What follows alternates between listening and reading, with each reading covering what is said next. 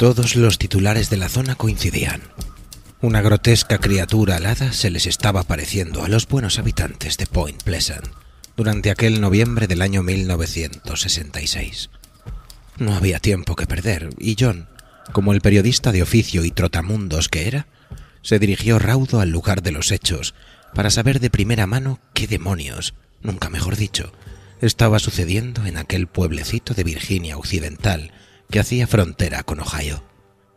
Lo que John escuchó, vio y sintió durante el más de año y medio que duró su investigación, lo supo convertir en las profecías del Mothman, una obra de culto en cuya portada se podían leer frases como convincente y genuinamente aterrador. Había nacido el mito y fue imparable. Los refulgentes ojos rojos de aquel hombre polilla anunciaron el despegue hacia la fama para un periodista forteano habituado a escribir en Playboy. Comenzaba la leyenda de John Keel. I could see part of them, yes. From where I'm standing, but of course where the trees and things are, I couldn't see. Yes, sir. And what was the first thing you realized after the collapse? Gran parte del mérito de Keel reside en su talento como narrador. Cuando uno lo lee, no solo aprende a ver el fenómeno como a través de un prisma, sino que además lo hace llevado de la mano por una narrativa ágil, irónica y ácida, pero sobre todo tremendamente seductora. Keel le atrapa a uno ya desde las primeras líneas, de una forma en que ningún otro autor del género lo había hecho antes, y en lo que para nosotros supone el momento más genial de toda su obra como escritor. Ese primer capítulo titulado Belcebú visita Virginia Occidental, en el que nos pone en un escenario de novela de género de manual. Noche, mal tiempo, carretera solitaria, traje y sombrero negro, para de repente decir algo así como: «Hola, soy John Keel, y esto no ha hecho nada más que empezar».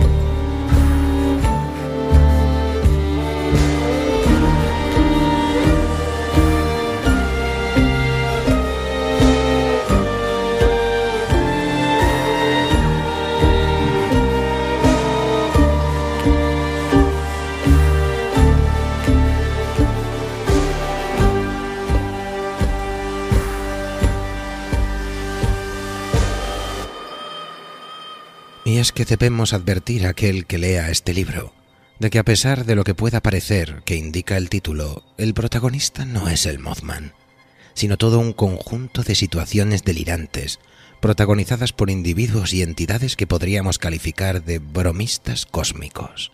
Estos se representan con la inquietante apariencia de hombres de macabra sonrisa descontextualizada, o bien de los ya famosos hombres de negro, introducidos en el folclore ovni desde 1953, gracias al investigador Albert K. Bender.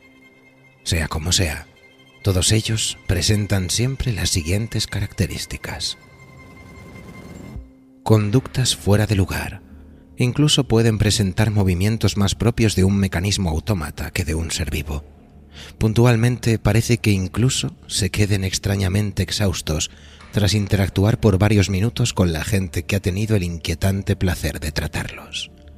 Aspecto siempre elegante, con ropas impolutas y frecuentemente pasadas de moda desde hace ya alguna década.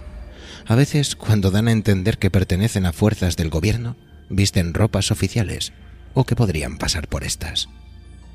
Puede ser que también tengan aspecto andrógino, rara vez son mujeres. Cuando se presentan ante un testigo ovni, parecen saber detalles que éste aún no ha hecho públicos. De esta forma dan a entender que están relacionados directa o indirectamente con lo que el testigo presenció. Al hilo del punto anterior, es habitual que intenten amedrentar al testigo para que no revele ningún detalle de su experiencia, con amenazas directas o veladas, o con el mero hecho de su presencia y desconcertante comportamiento. De lo que no hay duda es de que pretenden incomodar al testigo. Si es que alguna vez llegan a identificarse, siempre dan nombres que no son rastreables o bien que pertenecen a otras personas. En esta obra hay casos donde estos individuos suplantan la identidad de testigos de los distintos fenómenos que se relatarán.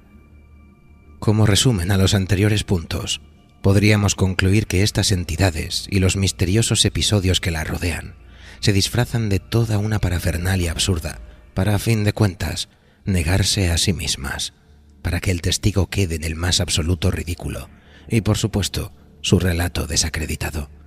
El fenómeno se muestra, pero ocultándose al mismo tiempo.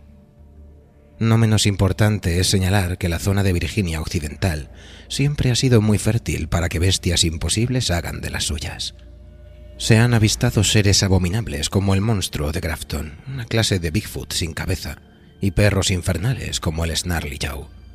Sin olvidarnos de otro clásico de los encuentros con humanoides, como es el monstruo de Flatwoods, también de refulgentes ojos, al igual que el ser que da título a esta obra. Pero hablando propiamente del Mothman, siempre se ha asociado su figura a la de un heraldo de la desgracia. Por esto mismo, es frecuente encontrar referencias a avistamientos de la criatura justo antes de tragedias como las de Chernóbil o Fukushima, aunque estas referencias nunca puedan ser contrastadas con fuentes sólidas. Lo que estos otros relatos reflejan es la trascendencia de la criatura, cómo ésta ha arraigado incluso en el folclore contemporáneo en diferentes formatos, películas, videojuegos, cómics, y por ende, la importancia de esta obra, recuperada gracias a reediciones anómalas. Tristemente, John Keel se encontró al final de su vida en la ruina económica, alejado de sus familiares y allegados. Falleció el 3 de julio de 2009, y no fueron pocos los parientes que supieron de la pérdida de este imprescindible autor por los obituarios que se publicaron en los medios especializados. Los compañeros de planta que pudieron hablar con él cuando estaba ingresado en el Hospital Mount Sinai de Nueva York afirman que pasó sus últimos días maldiciendo las fechorías de aquellos indeseables a los que tanta tinta les había dedicado, a esa muy buena gente cuyo incierto propósito queda eclipsado por sus revelaciones y engaños.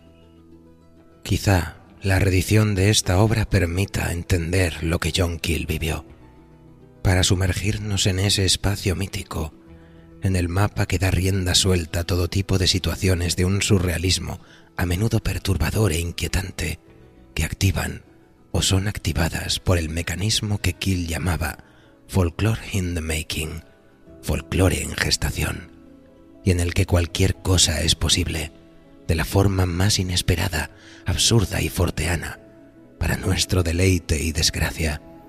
En definitiva, para que comprendamos que no podemos decidir cuándo invitar al absurdo para que entre en nuestras vidas, sino que éste decide irrumpir sin avisar, para cambiarnos por siempre.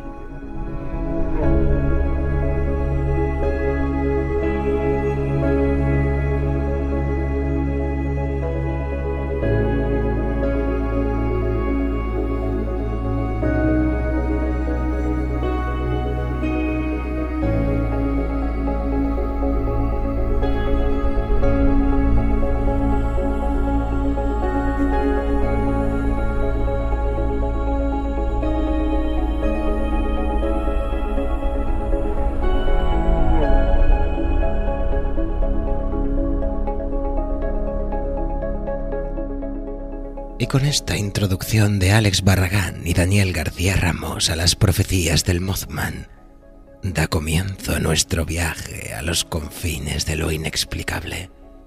Para quien no los conozca, Alex y Daniel dieron vida, allá en los humildes comienzos del podcasting, a esa maravilla forteana que fue Terra Incógnita, uno de los podcasts de cabecera de quien les habla, que en las duras noches de insomnio entretenía la mente en los viajes delirantes que ofrecían sus lecturas e investigaciones.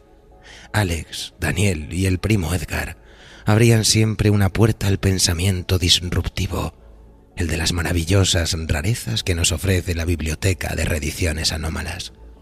Porque el relato que les presentamos esta noche es un fragmento de la vida de John Keel que pone nuestra forma de ver el mundo patas arriba.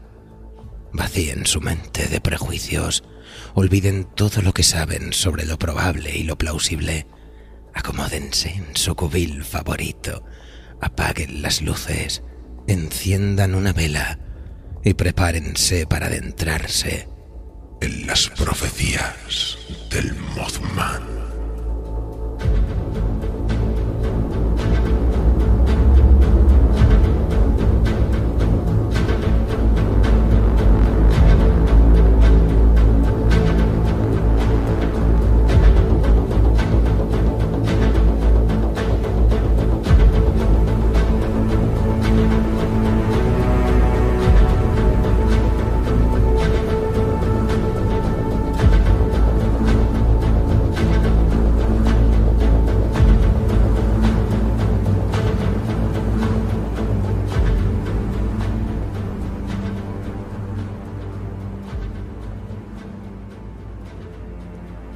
No había error posible. Las alas correosas, los cuernos, la cola peluda, todo estaba allí. La más terrible de las leyendas había vuelto a la vida desde un desconocido pasado. Sin embargo, allí estaba, sonriendo, con todo su enorme cuerpo bañado por la luz del sol y con un niño que descansaba confiadamente en cada uno de sus brazos. Arthur C. Clarke. El fin de la infancia.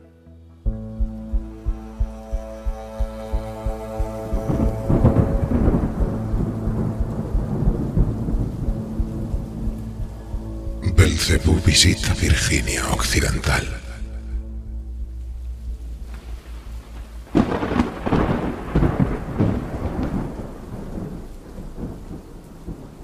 Una furiosa tormenta empapaba un paisaje surrealista, mientras relámpagos como dedos desgarraban los cielos negros. Eran las 3 de la madrugada de una fría y húmeda mañana, a finales de noviembre de 1967. Las casas, repartidas a lo largo de un camino de tierra que serpenteaba por las colinas de Virginia Occidental, no mostraban luz alguna. Algunas hasta parecían deshabitadas y camino del derrumbe.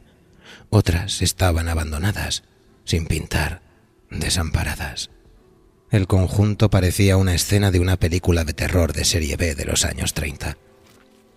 Desde el camino apareció un forastero en una tierra donde los forasteros son raros y siempre sospechosos. Subió hasta el porche de una avejentada casa y golpeó la puerta con vigor. Tras unos momentos, una luz se encendió en algún lugar de la casa y una mujer apareció, cubierta con una bata que parecía comprada por catálogo. Abrió una rendija de la puerta y su cara henchida por el sueño escudriñó con miedo a la aparición plantada en la puerta de su casa. Medía más de 1,90 m y vestía completamente de negro. Llevaba un traje negro, una corbata negra, un sombrero negro y un abrigo negro, así como unos nada apropiados zapatos negros cubiertos de barro. Su cara, apenas visible en la oscuridad, mostraba un bigote cuidadosamente recortado y una perilla. Los estallidos de los relámpagos a su espalda le conferían un aspecto inquietante. ¿Podría usar su teléfono?, preguntó con una voz profunda de barítono, sin hacer gala del familiar acento de Virginia Occidental. La chica tomó aliento y se echó atrás. «Mi marido... Hable con mi marido». Cerró la puerta con rapidez y desapareció en la oscuridad de aquel hogar. Pasaron algunos minutos. Luego ella reapareció acompañada de un hombre fornido que se abrochaba los pantalones. Él también palideció ante la presencia del forastero. «Aquí no tenemos teléfono», exclamó a través de la rendija de la puerta, justo antes de cerrarla de un portazo. La pareja se retiró mascullando en el interior de la casa, y aquel forastero de alta estatura regresó a la oscuridad. Las barbas eran muy poco usuales en Virginia Occidental en 1967, pero un hombre vestido de traje y corbata era incluso más raro de ver en aquellas remotas colinas del valle del río Ohio. Y ya un personaje luciendo barba y vestido completamente de negro y circulando a pie, sencillamente, era algo inaudito. En los días siguientes, la joven pareja comentó con sus amistades la aparición a la que habían asistido. Obviamente concluyeron que se trataba de algún tipo de temible presagio. Quizás se trataba del mismísimo diablo. 2 semanas después, estas 2 personas habían fallecido, víctimas de la peor tragedia que ha tenido lugar en aquella parte de Virginia Occidental. Ellos se encontraban en el Silver Bridge, que cruza el río Ohio, cuando súbitamente colapsó. Sus amigos lo recordaron. Recordaron la historia de un forastero con barba que les visitó en medio de la noche. Aquello, de hecho, había sido un presagio siniestro, uno que confirmaba sus convicciones religiosas y supersticiones. Así nacía una nueva leyenda. Belcebú había visitado Virginia Occidental en vísperas de una tragedia terrible.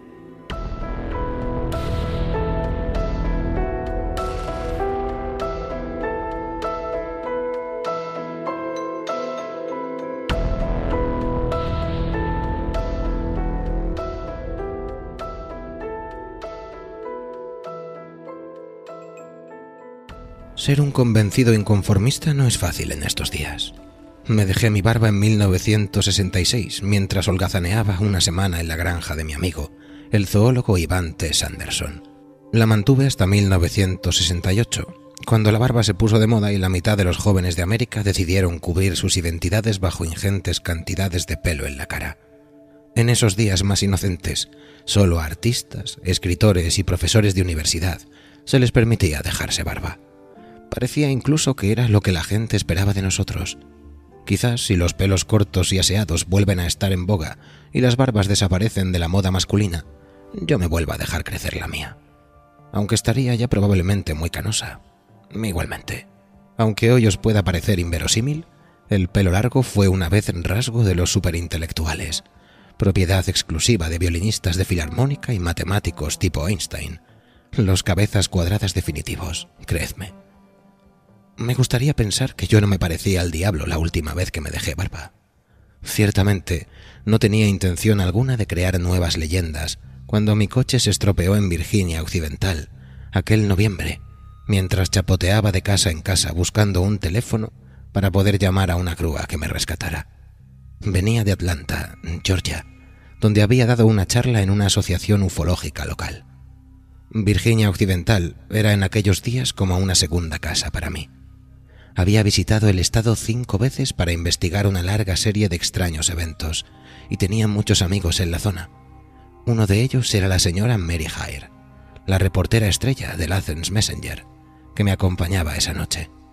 Habíamos estado fuera entrevistando a testigos ovni y esa misma noche habíamos podido incluso presenciar nosotros mismos una luz muy extraña en el cielo. El cielo estaba cubierto por una tupida capa de nubes, por lo que se podía descartar que fuera una estrella.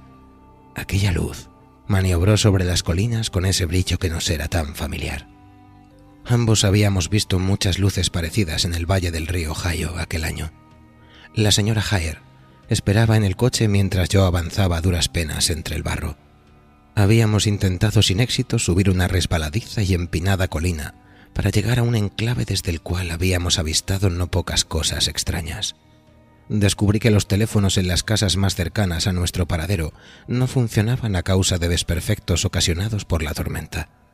Así que tuve que seguir andando hasta que encontré una casa que tuviera un teléfono que funcionara. El dueño se negó a abrirme la puerta, así que empezamos a intercambiar gritos. Le proporcioné un número para que llamara él mismo sin necesidad de que yo entrara. Finalmente, accedió y acto seguido se fue a dormir. Nunca pude ver qué aspecto tenía. Mi planteamiento, por supuesto, es que Belcebú no andaba aquella noche merodeando por las carreteras secundarias de Virginia Occidental. Simplemente se trataba de un exhausto John Keel, esforzándose por pillar un catarro de campeonato. Pero desde la perspectiva de la gente que vivía en las inmediaciones de aquella carretera, algo muy extraño había ocurrido. Nunca habían sido despertados en mitad de la noche por un señor de estatura considerable, vestido todo de negro y con una intrigante barba. No tenían ni idea de quién era yo, o las razones por las que yo podía estar allí, por lo que no les di más opción que verse obligados a especular. Pero incluso especular no es una tarea fácil. Ellos solo podían ubicarme en el marco de referencia que les era más familiar: la religión.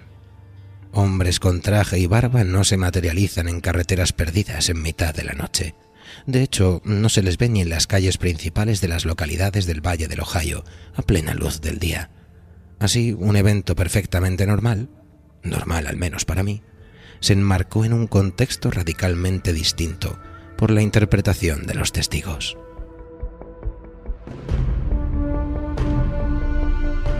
La prueba definitiva de mi origen sobrenatural llegaría 2 semanas después, cuando 2 de las personas que yo desperté fallecieron en la tragedia del puente. Algún futuro investigador de lo paranormal aparecerá un día por estas colinas, hablará con estas personas y escribirá todo un capítulo de un documentado libro de demonología, haciéndose eco de esta pieza de folclore. Otros estudiosos citarán esta fuente y repetirán esta historia en sus libros y artículos. La presencia del demonio en noviembre de 1967 en Virginia Occidental se convertirá en un hecho histórico, apoyado por el testimonio de numerosos testigos. Aquellos de nosotros que nos dedicamos de manera algo sonrojante a perder nuestro tiempo persiguiendo dinosaurios, serpientes de mar y hombrecillos verdes embutidos en trajes espaciales, somos tristemente conscientes de que las cosas a menudo no son lo que parecen. Honrados testigos oculares pueden, y de hecho lo hacen, confundir lo que han observado, y muchos eventos que parecen extraordinarios pueden tener una explicación más que mundana. Por cada informe que he publicado en mis artículos y libros, he dejado otros 50 en el cajón, porque podían tener una explicación convencional, o porque he detectado inconsistencias en el relato del testigo que arrojan dudas en la validez de la supuesta explicación paranormal. Por el contrario, me he enfrentado a muchas situaciones que en un contexto podrían parecer absolutamente normales, pero que de hecho contenían una alta extrañeza cuando se comparaban con eventos similares. Es decir, algunas supuestas coincidencias dejan de ser casualidades cuando te das cuenta de que han sido repetidas una y otra vez en diferentes lugares del mundo. Recoge suficientes de estas coincidencias, ponlas en común y tendrás un rico y completo tapiz de lo paranormal. Muchos registros de avistamientos de criaturas y aterrizajes ovni pueden ser explicados por irritantes y complejas teorías médicas y psicológicas. En muchos casos, estas teorías serán más inverosímiles que los propios hechos narrados originalmente. Muchos de los casos están avalados por años de estudio y experiencia de campo. A mí ya no me interesan las variopintas manifestaciones del fenómeno. Por el contrario, persigo el origen del fenómeno en sí. Y para lograr esto, me he distanciado de manera objetiva y consciente de los marcos habituales de referencia. No me interesan las creencias, sino el mecanismo cósmico que las genera y perpetúa.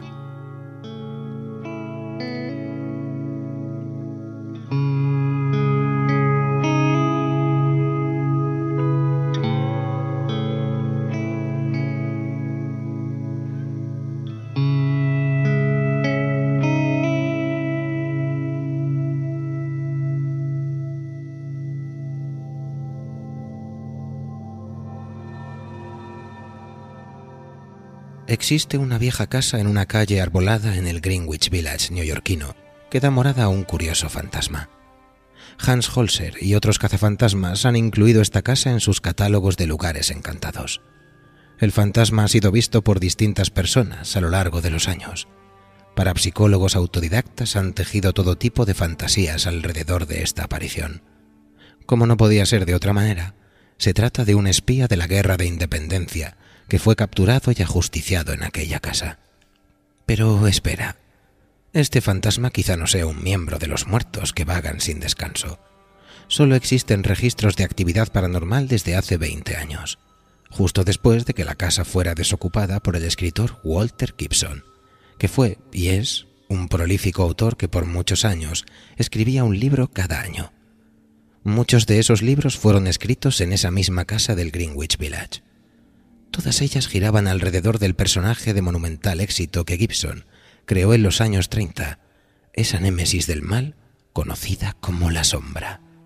Si has leído alguna de las novelas de este personaje, sabrás bien que acecha en callejones oscuros envuelto en una capa y parapetado bajo un sombrero de ala ancha. ¿Por qué una aparición similar a la sombra iba a aparecer en una casa? ¿Podría ser una especie de residuo emitido por la poderosa e imaginativa mente de Walter Gibson? Sabemos que algunas personas son capaces de mover objetos, incluso de doblar cucharas y llaves con el poder de sus mentes. La telepatía es hoy en día un fenómeno comprobado y verificado, y cerca de un 10% de la población tiene la habilidad de ver más allá del estrecho espectro de la luz visible. Pueden ver radiaciones e incluso objetos invisibles al resto de nosotros. Una gran parte de la fenomenología ovni está de hecho basada en las observaciones de este tipo de personas. Lo que a ellos les parece normal, a nosotros nos parece anómalo o directamente ridículo. La gente que ve fantasmas o la sombra acechando tiene estas habilidades. Ellos dirigen la vista hacia unas formas que siempre han estado ahí, envolviéndonos como ondas de radio que cuando se dan las condiciones adecuadas pueden ser observadas. Los tibetanos creían que las mentes humanas más avanzadas pueden manipular estas energías y materializarlas en formas visibles llamadas tulpas. ¿Pudo la enorme capacidad de concentración de Walter Gibson en sus novelas generar un tulpa encarnado como el personaje de la sombra? Lectores familiarizados con la literatura de misterio conocen innumerables casos de espectros manifestándose en un lugar determinado año tras año, siglo tras siglo, llevando a cabo de manera mecánica las mismas actividades una y otra vez.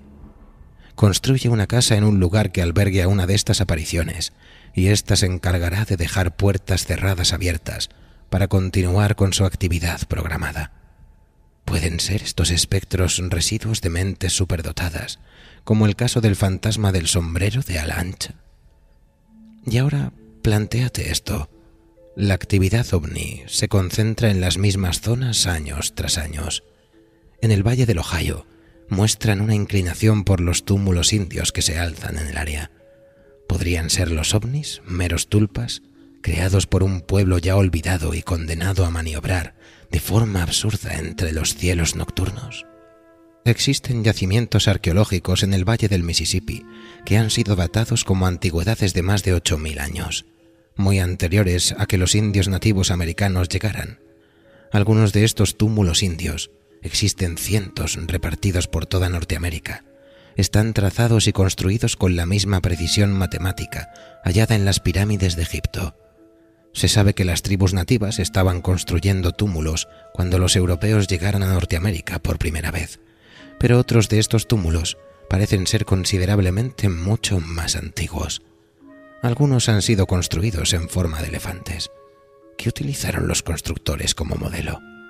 Otros tienen forma de serpientes de agua, pero solo pueden ser apreciados desde el aire. Planificar y construir tales moles de tierra moldeada a voluntad requiere unas habilidades técnicas que estaban más allá del alcance de simples indios nómadas. Actualmente existe un revival del difusionismo, un concepto científico que goza de cierta popularidad y que afirma que muchos de los artefactos y construcciones antiguas encontradas alrededor de todo el mundo son el producto de una única cultura global. Los creyentes en Atlantis han sido siempre los más firmes defensores de esta idea, lo cual, de manera casi natural, condujo a que los científicos ortodoxos abrazaran una teoría que es casi imposible de sostener: la noción de que muchas invenciones e ideas simplemente florecieron de manera simultánea por todo el globo, en diferentes culturas aisladas las unas de las otras. Las entidades que tripulan los platillos volantes han contactado, supuestamente, con una gran cantidad de personas en casi cualquier país, y ellos, sin ningún tipo de modestia, se han atribuido el crédito de todo, desde la construcción de las pirámides al hundimiento de la Atlántida. Erich von Däniken, el autor suizo, ha popularizado el concepto de que una civilización extraterrestre contactó a los terráqueos que poblaban el planeta, basando sus teorías en interpretaciones incorrectas y, en algunos casos, representaciones deliberadamente erróneas de curiosidades arqueológicas. Von Däniken parece ignorar por completo los trabajos de estudiosos europeos como Brinsley Trent, Paul Misraki y W. Raymond Drake, que han examinado las mismas curiosidades en la última década y han desarrollado hipótesis filosóficas relativas a la interacción y las consecuencias de las interacciones de seres extraterrestres con la humanidad desde el inicio de la noche de los tiempos. Sus conceptos parecen mucho más amplios en su alcance y significancia, además de estar mucho más documentados que los simplistas esfuerzos de von Däniken. Que objetos volantes no identificados nos han estado acompañando desde que el hombre es hombre es un hecho innegable. Aparecen descritos en la Biblia repetidas veces. Se han encontrado indicios en pinturas rupestres datadas miles de años antes que la Biblia fuera escrita. Y al paso de estos ovnis ha desfilado una extraña procesión de entidades y criaturas terroríficas. Cuando uno repasa las referencias antiguas, se ve obligado a conceder que la presencia de estos objetos y seres es algo que forma parte de la naturaleza intrínseca de este planeta. Estas cosas, estas otras inteligencias, u OINT, como Ivan Sanderson las ha etiquetado, o bien residen aquí y permanecen ocultos a nuestros ojos, o no existen en absoluto, y son en el fondo aberraciones de la mente humana. Tulpas, alucinaciones, constructos psicológicos, materializaciones momentáneas de energía de esa dimensión más allá de nuestros sentidos, o incluso del alcance de nuestros instrumentos científicos. Ellos no vienen del espacio exterior. No hay necesidad de que vengan de allí. Ellos siempre han estado aquí. Posiblemente ya estaban aquí mucho antes de que empezáramos a reventarnos la cabeza los unos a los otros con palos y piedras. Si es así, sin duda seguirán aquí mucho tiempo después de que hayamos incinerado nuestras ciudades, contaminado nuestros mares y transformado nuestra atmósfera en irrespirable. Por supuesto, sus vidas, si las tienen en el sentido que nosotros las conocemos, serán muchísimo más aburridas cuando hayamos desaparecido. Pero si esperan lo suficiente, otra forma de vida, supuestamente inteligente, volverá a emerger de debajo de las piedras, y ellos podrán volver a empezar sus juegos de nuevo.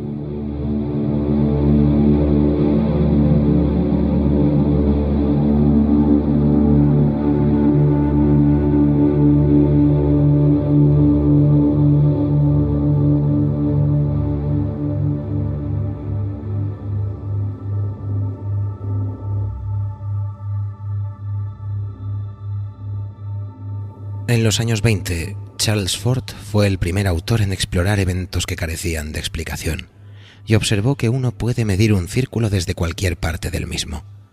Las manifestaciones paranormales son tan amplias, diversas y esporádicas que tratar de aislar y estudiar cualquier fenómeno de manera separada es no solo una pérdida de tiempo, sino que automáticamente conducirá al desarrollo de creencias. Una vez se ha establecido una creencia, el fenómeno ajustará sus manifestaciones para encajar en esa creencia y desde ahí estructurarse. Si crees en el diablo, una noche lluviosa alguien aparecerá dando grandes zancadas y preguntándote si puede usar tu teléfono. Si crees que los platillos volantes son tripulados por astronautas de otro planeta, estos aterrizarán en tu jardín para recoger muestras de piedras y minerales. La mayoría de las manifestaciones que acompañan al fenómeno ovni simplemente no se corresponden con el patrón de comportamiento que se esperaría de una inteligencia superior proveniente de otra galaxia.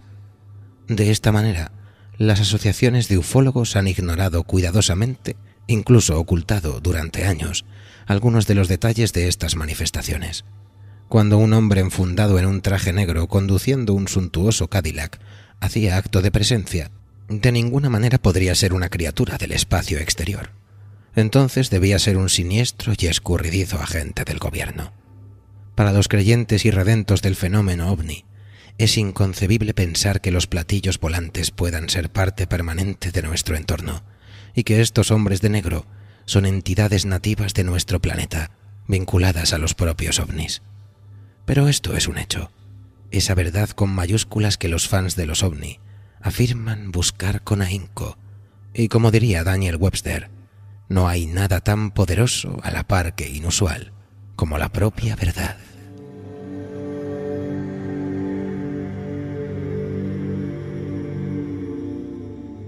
Nunca descubriremos esta verdad lanzando aviones militares a la caza de artefactos ovni. Las fuerzas aéreas de diversos gobiernos lo han intentado durante años sin ningún tipo de éxito. Tampoco sirve de nada reclutar astrónomos. Ellos no están formados en las disciplinas necesarias para investigar fenómenos terrenales, o incluso para entrevistar a los testigos de estos. Interrogar y entrevistar es un arte refinado, el territorio de periodistas y psicólogos. Uno no recluta a un paracaidista para adentrarse en una cueva o a un piloto de globos aerostáticos para explorar un tesoro sumergido. Si requieres a un neurocirujano, no contratas a un horticultor que se ha pasado la vida podando plantas. Pues bien, este ha sido el enfoque de nuestro gobierno respecto al fenómeno ovni. He sido consciente de lo fútil que es tratar de medir un círculo desde un punto alejado del mismo. Así que decidí centrarme en un microcosmos tangente al propio círculo. Un lugar donde muy diversas manifestaciones de alta extrañeza se estaban sucediendo. Y me tocó el gordo a la primera, como si del principio de una novela de Max Schulman se tratara. 4 disparos desgarraron mi muslo y de repente estaba embarcado en la aventura de mi vida.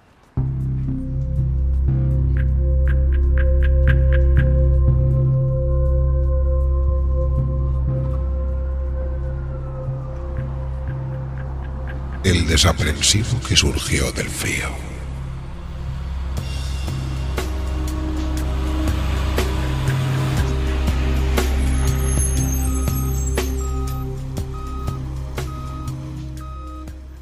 Era viernes, 22 de diciembre de 1967. Hacía un frío inclemente y los despeluchados adornos navideños de la arteria principal de la pequeña ciudad de Point Pleasant colgaban abatidos, tristes, a juego con los mortecinos rostros de los lugareños que circulaban, tratando de no mirar hacia donde hace solo una semana se alzaba el puente Silver Bridge. La majestuosa estructura de 200 metros de longitud había desaparecido. Grupos de operarios, oficiales de policía y distintos funcionarios se repartían por las orillas del río Ohio, mientras contemplaban cómo los submarinistas se introducían en las negras aguas una y otra vez. De vez en cuando, las cuerdas se agitaban y un cuerpo hinchado y blanquecino emergía a la superficie. Ese año no iban a ser unas felices navidades en Point Pleasant.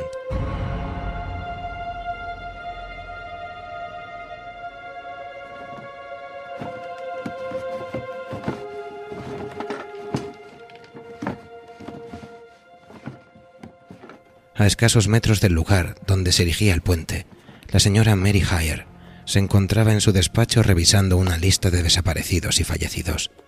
Era una mujer corpulenta, ya entrada en la cincuentena, cuyo rostro, normalmente alegre y despierto, se encontraba desdibujado por la fatiga. No había dormido prácticamente nada durante la última semana. Tras 20 años como corresponsal oficioso para el diario Messenger, registrando nacimientos, matrimonios y defunciones de este minúsculo pueblo, la señora Hire se había encontrado en el centro del universo. Equipos de televisión enviados desde lugares tan alejados como Nueva York se concentraban ante su puerta. Los enjambres de reporteros que se habían personado en Point Pleasant para cubrir la tragedia habían aprendido rápidamente lo que todo el mundo en el valle ya sabía. Si quieres indagar cualquier cosa sobre esta zona y sus gentes, la forma más rápida y efectiva de hacerlo era: pregúntale a Mary Hire. Por 7 días consecutivos, su oficina se había visto desbordada por todo tipo de forasteros, parientes de los desaparecidos y agotados miembros de los equipos de rescate. Apenas levantó la vista cuando ese mediodía 2 individuos entraron. Más tarde, refrescando su memoria, afirmaría que parecían hermanos gemelos. Ambos eran de baja estatura y vestían abrigos negros. La tez de sus rostros era oscura, casi oriental. «Hemos oído que ha habido una elevada actividad ovni en esta zona», afirmó uno de ellos. Ella se extrañó. El desastre del puente había dominado los pensamientos de todo el mundo desde hacía una semana. Los platillos volantes eran la menor de sus preocupaciones en esos momentos. «Hemos tenido nuestra buena ración de avistamientos por aquí, sí», respondió mientras arrastraba su silla para abrir un archivador.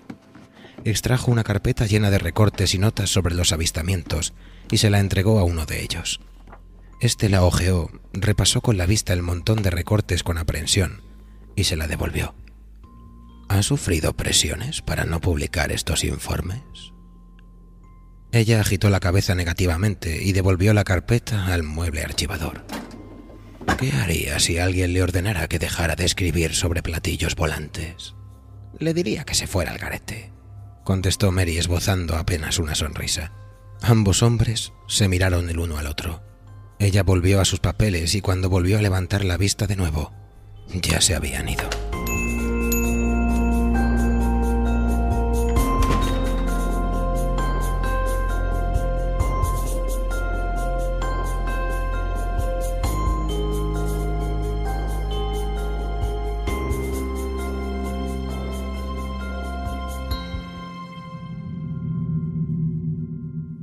Esa misma tarde, otro forastero visitó la oficina de la señora Hare.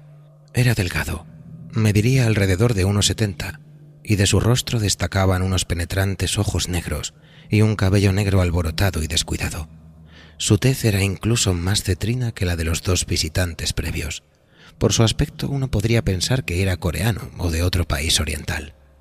Sus manos eran particularmente inusuales, con dedos largos y huesudos.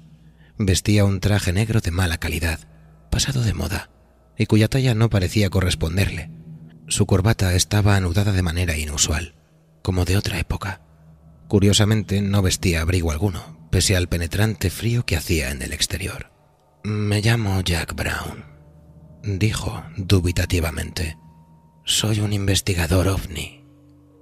«Ajá», contestó Mary apartando los papeles de su mesa y devolviéndole la mirada. El día estaba llegando a su fin, y ella ya estaba casi lista para volver a casa y tratar, por fin, de conciliar algo de sueño. Tras un breve pero fútil intento de iniciar una conversación sobre avistamientos ovni, Brown balbuceó. ¿Qué haría si alguien le ordenara que parara de publicar historias de ovnis? Así que está usted con estos dos hombres que han venido este mediodía, preguntó sorprendida de escuchar la misma extraña pregunta por segunda vez en una misma jornada. No, estoy solo. Soy amigo de Gray Barker. Gray Barker vivía en Clarksburg y era el investigador ovni más conocido de todo el estado de Virginia Occidental. Había publicado numerosos libros y era un visitante habitual de Point Pleasant. ¿Conoce a John Keel?, frunció el ceño. Yo tenía una buena opinión de Keel, pero hace un rato compré una revista donde había un artículo suyo. Afirma haber visto un ovni con sus propios ojos. Él es un mentiroso. Por supuesto que ha visto cosas, exclamó Mary. Yo estaba con él cuando las presenció. Brown sonrió torpemente ante el éxito de su jugada. ¿Podría usted llevarme donde usted y Keel vieron esas cosas? Mire, no voy a hacer nada más que irme a casa y tratar de dormir, respondió secamente Mary. ¿Está Keel en Point Pleasant? No, vive en Nueva York. Yo creo que él se inventa todas esas historias. Mire, puedo darle los nombres de las personas de la zona que afirman haber visto cosas, dijo Mary, perdiendo la paciencia. Puede hablar con ellas y decidir por usted mismo, pero olvídese de que yo le acompañe a ningún sitio. Soy amigo de Gray Barker, repitió mecánicamente. En las inmediaciones de la oficina, una grúa descomunal chirriaba y provocaba un enorme estruendo al levantar un trozo de acero retorcido.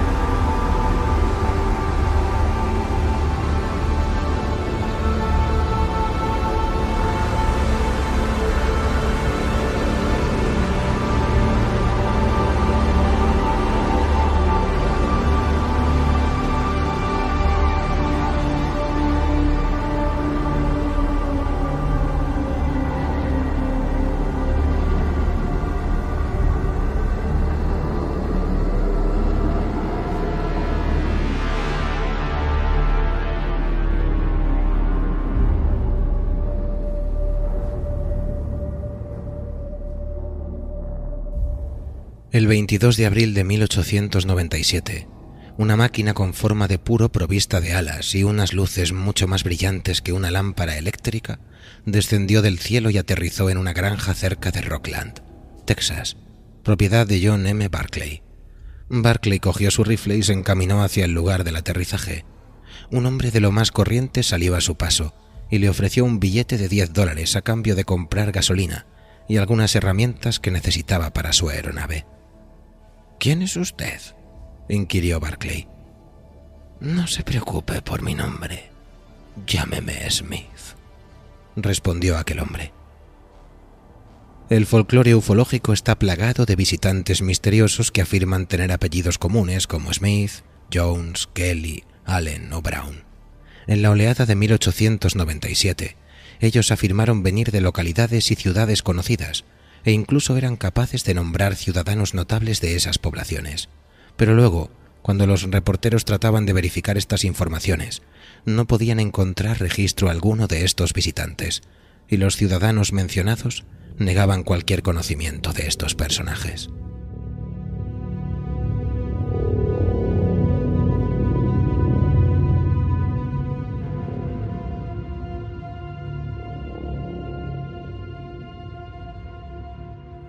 Cuando conocí a Connie Carpenter, la sobrina de la señora Hire, en 1965, supe desde el primer momento que me estaba diciendo la verdad. Sus ojos estaban enrojecidos, llorosos e hinchados. He visto estos síntomas repetidas veces investigando avistamientos ovni por todo el país. Testigos suficientemente desafortunados de tener un encuentro cercano con un objeto volante no identificado, habitualmente un deslumbrante haz de luz atravesando el cielo, acaban expuestos a rayos actínicos, rayos ultravioletas que pueden causar quemaduras oculares, conocidas médicamente como conjuntivitis de Clear. Estos tipos de radiaciones son las mismas que te broncean el pellejo en la playa. Sin embargo, si te expones al sol de manera prolongada sin proteger tus ojos, puedes verte afectado por este tipo de conjuntivitis. Sea cual sea el origen de los ovnis, estos emiten intensos rayos actínicos. Hay miles de casos en los cuales los testigos han sufrido lesiones oculares temporales, incluso llegando a episodios de ceguera, tras haber visto una extraña luz volando en la noche. Uno de los casos más extremos de ceguera relacionados con el fenómeno ovni ocurrió la noche del 3 de octubre de 1973 en el sureste de Missouri. Eddie Webb, de 45 años, observó un objeto luminoso en su espejo trasero. Asomó la cabeza por la ventana del camión y miró hacia atrás. Un flash brillante y blanco le deslumbró. Webb se cubrió su cara mientras exclamaba: «¡Oh, Dios mío! ¡Me arden los ojos! ¡No puedo ver!». Una de las lentes de sus gafas se había desprendido y la montura se había derretido.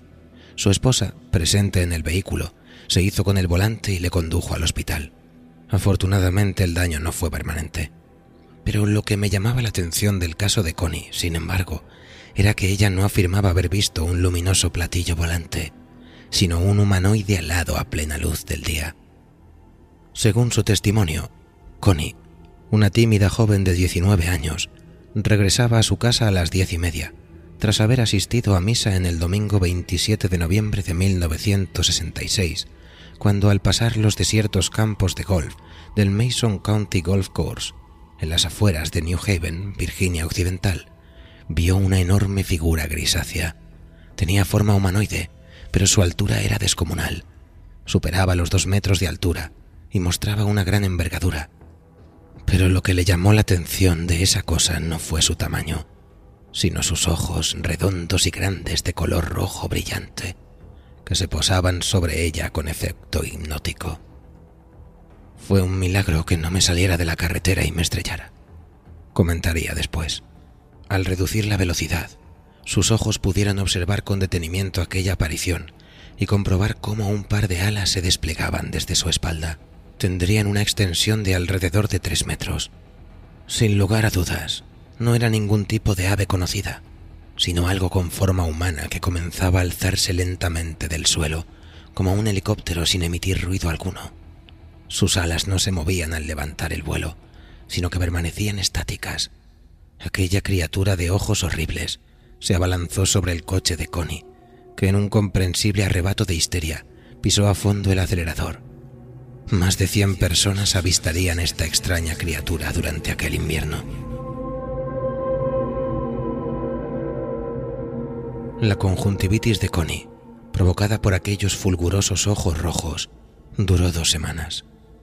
En mi primera visita a Point Pleasant en 1966, no se me ocurrió vincular el caso de aquel bicharraco alado al fenómeno de los platillos volantes. Acontecimientos posteriores me demostrarían después que no solo aquella correlación existía, sino que era un factor esencial para analizar todo el misterio que rodeaba aquel caso.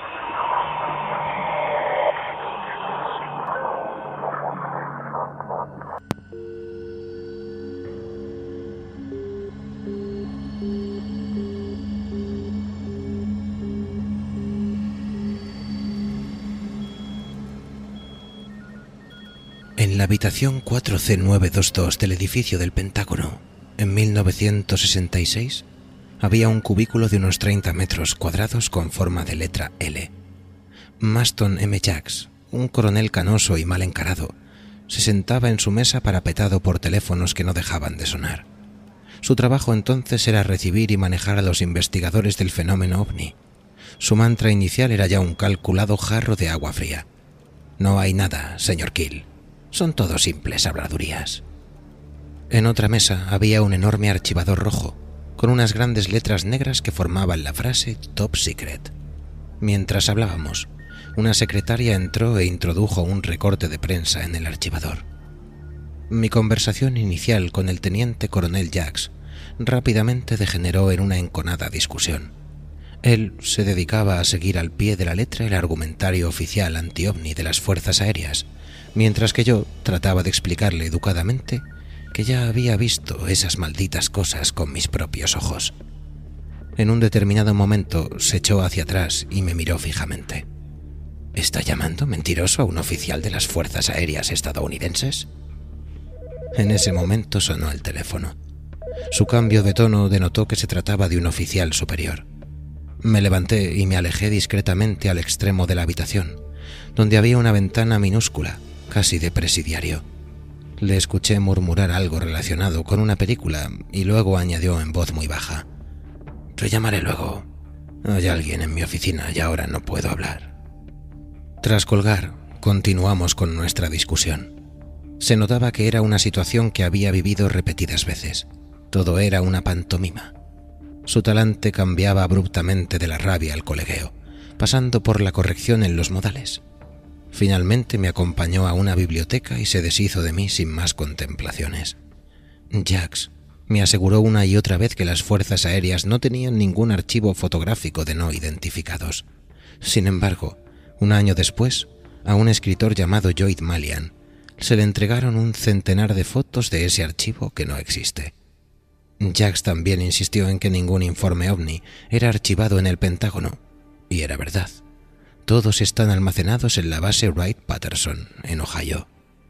No visité Wright-Patterson, pero Mort Young, de la hoy difunta revista New York Journal American, sí lo hizo. Le pedí a Mort que nos relatara su experiencia para este libro.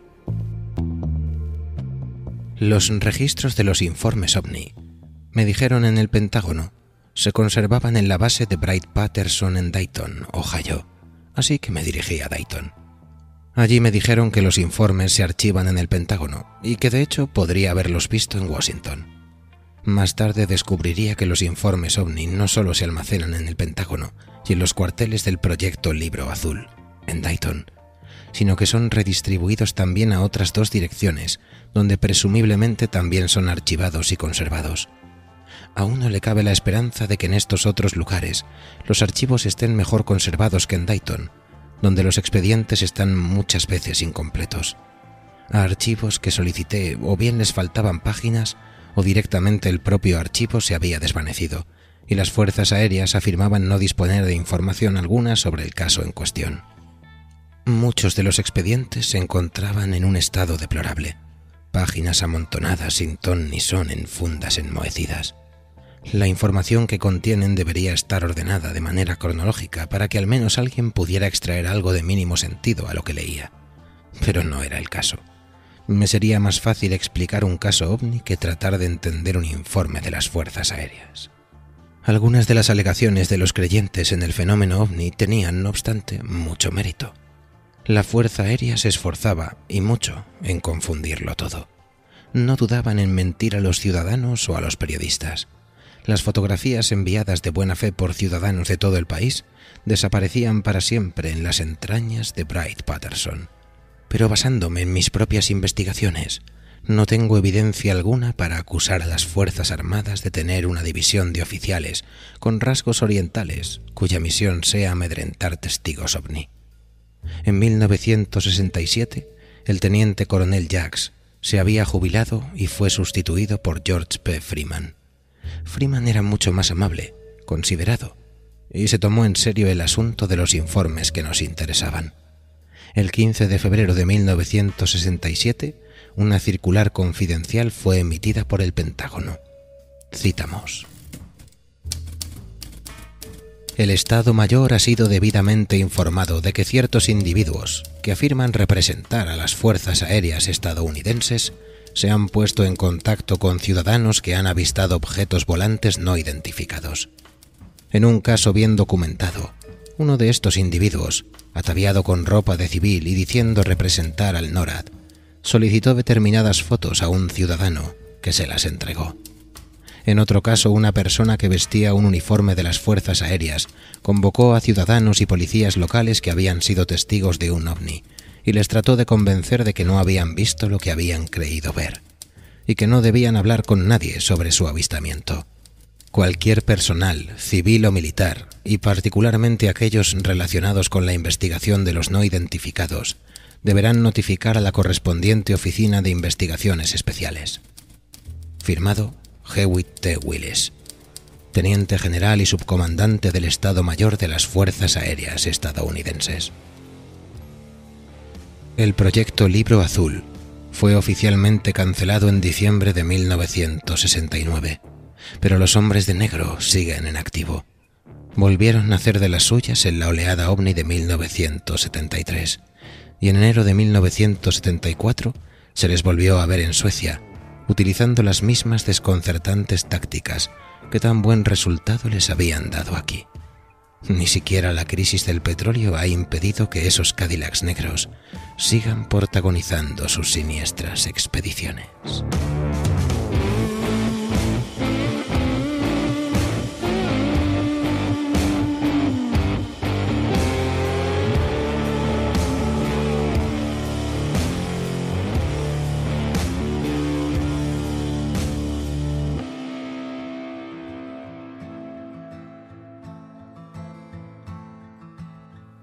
Coger el tren.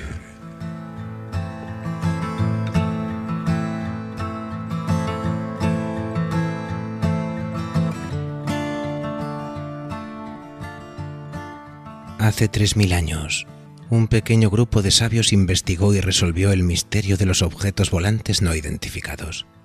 Desde entonces muchos otros se han aproximado a ese mismo misterio una y otra vez, desde perspectivas diferentes, y lo han vuelto a solucionar una y otra vez. Desafortunadamente, sus contundentes explicaciones siempre acabaron ofuscadas por extrapolaciones intelectuales y la obtusa terminología de la filosofía y la teología. Pocos ufólogos modernos tienen la formación necesaria para entender sus razonamientos. Ellos prefieren quedarse exclusivamente con la dimensión material del fenómeno, asumiendo de manera acrítica que la presencia de objetos y entidades no convencionales en nuestra atmósfera es prueba irrefutable de la existencia de una civilización extraterrestre. Jenofantes, uno de los primeros grandes filósofos, reparó en que los etíopes pensaban que sus dioses serían negros y de narices anchas como ellos mismos.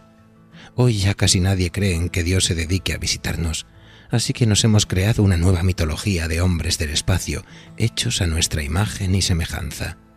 Cuando nuestros ancestros avistaron gigantes bípedos cubiertos de pelo y mostrando unos ojos tan rojos como carbones incandescentes, asumieron que se enfrentaban a demonios. Investigadores primigenios concluyeron que aquellos demonios realmente no existían en nuestro plano, pese a dejar huellas o causar daños físicos. Acuñaron incluso una palabra para definirlos: quimera. Cada año, criaturas de gran tamaño, cubiertas de pelo y ojos rojos, son avistadas por todo Estados Unidos y por todo el mundo. Como muchas quimeras, sus apariciones vienen acompañadas de hedores similares a huevos podridos, sulfato de hidrógeno, el fuego y la yesca de nuestros ancestros. Ese mismo olor acompaña frecuentemente a las fábulas de los platillos volantes y sus tripulantes ataviados con trajes espaciales. Ver un extraterrestre desembarcar de un platillo volante no supone una gran diferencia con ver a un ángel descender de una nube. Cada año hay cientos de casos de visiones de estos seres. Ver a un humanoide de 3 metros pasearse por la calle principal de Buffalo Mills, Pensilvania, el 19 de agosto de 1973, no es más descabellado que los dinosaurios que de vez en cuando se dejan ver para aterrorizar testigos y dejar boquiabiertos a las patrullas de policías. Para mí, es obvio que todas estas manifestaciones comparten una fuente o causa común. Si bien es cierto que todo tipo de quimeras han sido vistas con aspectos y tamaños muy diferenciados, que van desde lo gigante a lo minúsculo, hay un tipo de aparición que se ha visto en prácticamente todo el mundo. En otras épocas se le consideraba la encarnación del diablo. Vestía de negro y montaba un caballo igual de negro. Luego empezó a vérsele llegar en carruajes negros. Hoy en día se le puede ver descendiendo de un platillo en las tierras de cultivo de una granja remota. Su aspecto es como el de cualquier humano. Tiene una altura normal, los pómulos marcados, dedos inusualmente largos. Su tez es oliva o rojiza, con cierto deje oriental. Puede hablar cualquier idioma, aunque a veces parece que lo haga de manera mecánica, como recitando de memoria, y otras sí que habla de manera fluida. Le cuesta respirar, jadea y resopla entre palabras. Como los dinosaurios y los greñudos humanoides, dejan huellas que desaparecen abruptamente, como si estos individuos se hubieran desmaterializado en el aire. He estado detrás de toda esta fauna durante 25 años. Me he recorrido todo el mundo, desde el Tíbet, la tierra del abominable hombre de las nieves, a Virginia Occidental, hogar del desconocido y extraño pájaro. En el curso de estas desventuras, he llegado a la conclusión de que la celebrada hipótesis extraterrestre ovni no se sostiene ni de lejos como explicación fundamental del fenómeno. Mis largos y costosos periplos a la zona liminal, donde lo real y lo irreal se funden, no han conseguido arrojar ningún tipo de evidencia que apoye la idea de que estamos tratando con esquivos forasteros de otras galaxias.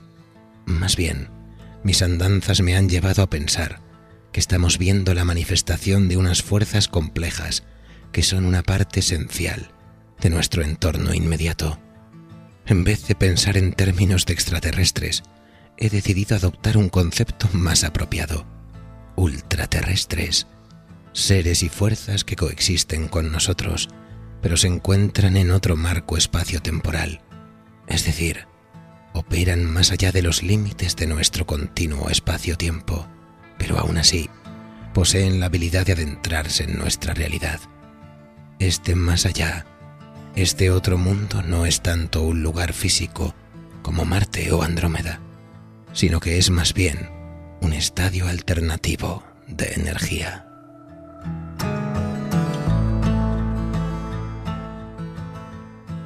Alguien en algún lugar no quiere que entendamos ni la verdadera naturaleza de este fenómeno ni su fin último. Durante años los ufólogos han creído que las fuerzas aéreas estadounidenses eran las culpables del encubrimiento y que los agentes del gobierno se dedicaban a pinchar los teléfonos de adolescentes y ancianas, les registraban su correo postal y los seguían de manera nada disimulada con sus enormes Cadillacs negros. Ojalá la respuesta fuera tan sencilla. Somos víctimas del fenómeno, pero no desde 1947, sino desde siempre.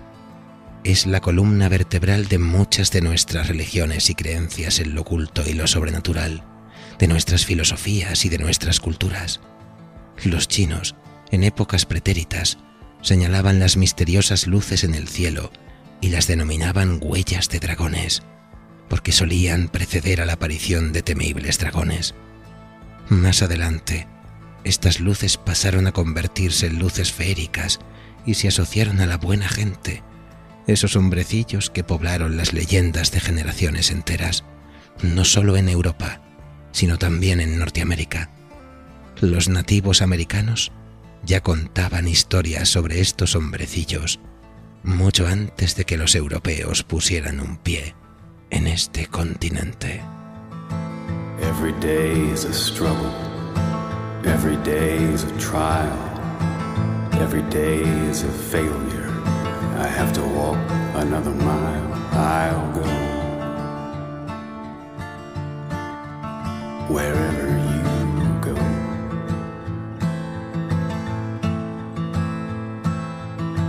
Every day is a heartbeat. Every day another moan. Every day is a gallows. I can feel it in the bone. I'm alone. Take me home. ¿Les ha gustado el relato, amigos? Una historia de lo más forteana, ¿no creen? Incluso si ustedes no comparten las tesis del maestro John Keel, es evidente que habitamos una realidad lo suficientemente surrealista como para abrazar las teorías más peregrinas. Permítannos, pues, que citemos al humorista Pete Holmes, que en uno de sus mejores momentos de delirio primigenio nos dice que efectivamente nada tiene sentido. La vida no tiene sentido. Ahora mismo estamos en un planeta. ¿Pensáis que estáis en vuestros respectivos países? Haced un buen zoom. Habitamos una roca espacial flotando en medio de la nada infinita. Y lo peor no es eso. Lo peor es que esa nada infinita está en plena expansión. Esto quiere decir que el infinito se está haciendo aún más grande. No, definitivamente nada de esto tiene sentido. Y ahí va esta otra reflexión.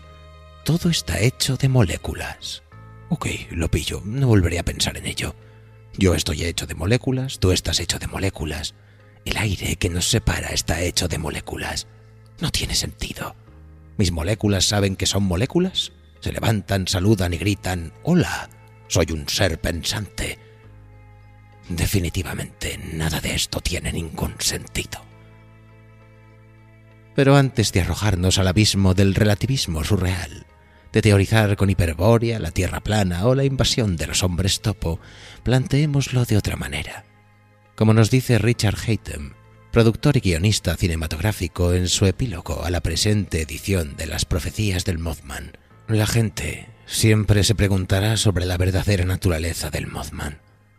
Es difícil decidir lo que realmente pensamos al respecto porque no lo sabemos y quizá ni siquiera nos importe. Puede que estemos formulando la pregunta equivocada.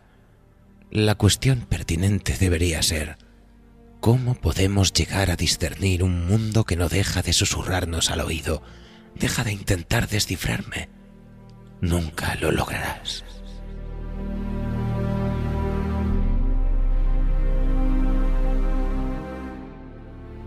Y es que, incluso si la ciencia nos ofrece algunas respuestas, incluso si aceptamos otras formas de pensamiento místico o religioso, a través de los mecanismos de abordaje de una realidad tan vasta y primigenia, estamos muy limitados.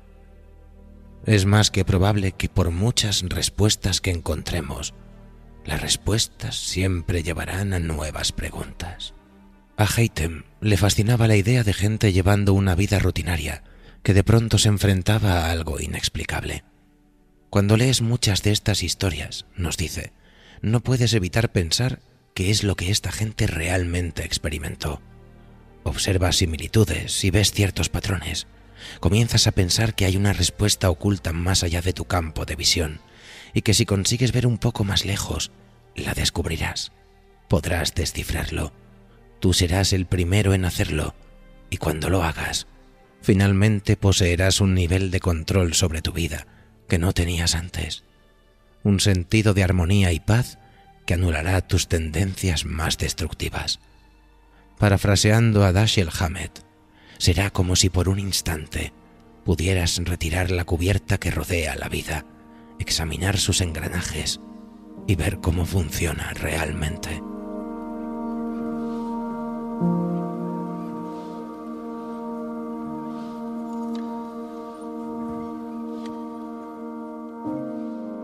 Desde el momento de publicación de las profecías del Mothman, John Keel fue acusado de embellecer la verdad, sino directamente de inventarse cosas. Lo que contaba era demasiado extraño, demasiadas cosas pasándole a demasiada gente en tan corto periodo de tiempo. No podía de ningún modo haber ocurrido de la manera que John lo relataba. Y evidentemente las cosas no se habían desarrollado literalmente de ese modo. John era un investigador paranormal de primera, pero ante todo era un narrador de historias. Así que recopiló los eventos que ocurrieron en Point Pleasant y los estructuró de tal manera que sugirieran un inicio, un desarrollo y un desenlace. Lo que los detractores de Keel obvian es que precisamente su capacidad de relatar hechos reales de una manera tan especial y amena es lo que los convertía en demasiado buenos para ser verdad. Porque puede que a veces los fenómenos extraños, las grandes tragedias, la maldad humana o los enigmas de nuestra existencia sencillamente no nos ofrezcan una respuesta satisfactoria. Y por mucho que nos cueste aceptarlo, por mucho que unas generaciones vayan superando las barreras inimaginables del desconcierto, lo único que podamos hacer, al fin y al cabo, sea aprender a vivir con ciertas preguntas sin respuesta.